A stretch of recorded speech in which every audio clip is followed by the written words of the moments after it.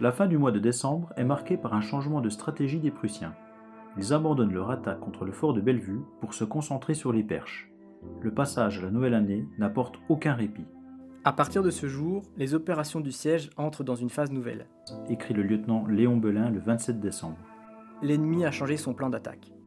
Il dresse un bilan de la situation. En ce moment, on évalue à 70 environ le nombre de pièces prussiennes qui tirent sur les différents points occupés par la garnison de Belfort. Le dernier jour de l'année 1870 est le 58e jour de siège, et le 29e du bombardement. La place a reçu plus de 100 000 projectiles de tout calibre depuis le 3 novembre. À la fin de l'année 1870, le nombre de morts atteignait, tant dans la population que dans la garnison, le chiffre moyen de 18 par jour. Causée par les projectiles prussiens, mais aussi par les maladies.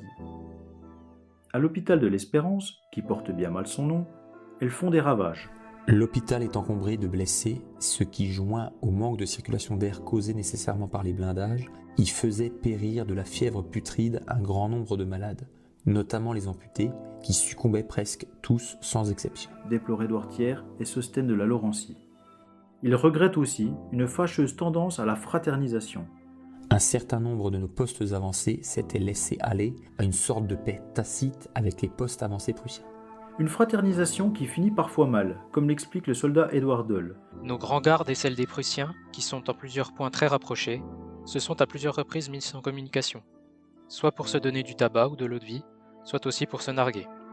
C'est ainsi qu'hier, près de Danjoutin, une sentinelle avancée prussienne montre sa gourde à la nôtre. La nôtre répond en buvant un coup de la sienne et en accompagnant ce mouvement d'un pied de nez à la sentinelle prussienne. Celle-ci, vexée, y répond par une balle qui vient traverser le mollet de notre factionnaire, ce qui vient de motiver un ordre de M. d'Enfer défendant ses familiarités. Le 28 décembre, Mademoiselle M. Caron tente de prendre l'air.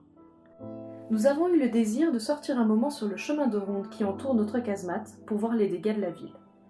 Un projectile est arrivé dans notre direction. Nous avons cru l'avoir sur la tête. Il n'a pas fallu nous dire de nous sauver. Quelques instants après, un maréchal des logis d'artillerie a eu la tête emportée à quelques mètres de cet endroit. Que de malheurs à enregistrer.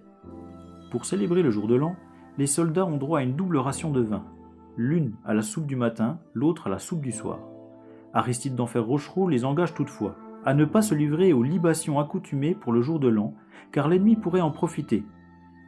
En attendant, les Belfortins restent pour la plupart dans les caves, en tête-à-tête à se communiquer leur monotone impression, indique un soldat volontaire anonyme. Mais il y eut des audacieux qui sacrifièrent aux habitudes du monde, avec cette courtoisie française si fine et si tenace qui se traduisait jadis par l'esprit chevaleresque de nos pères. Ils firent dans des caves voisines les visites d'usage. Le dernier jour de l'année se termine par une sérénade martiale. À minuit, raconte Léon Belin, Une salve de 12 coups de canon tirés du château annonce le commencement de la nouvelle année. L'ennemi la salue de la même façon. Toutes ces batteries font feu à la fois. La voilà enfin terminée cette année 1870. Année de malheur et de calamité. écrit Mademoiselle M. Caron. Je te dis adieu sans regret. Puisse l'année qui va commencer être plus heureuse et nous faire oublier le mal qu'on nous a fait. Hélas, pour beaucoup, ce mal est irréparable. Pour d'autres, il pourra s'atténuer, mais s'oublier, jamais.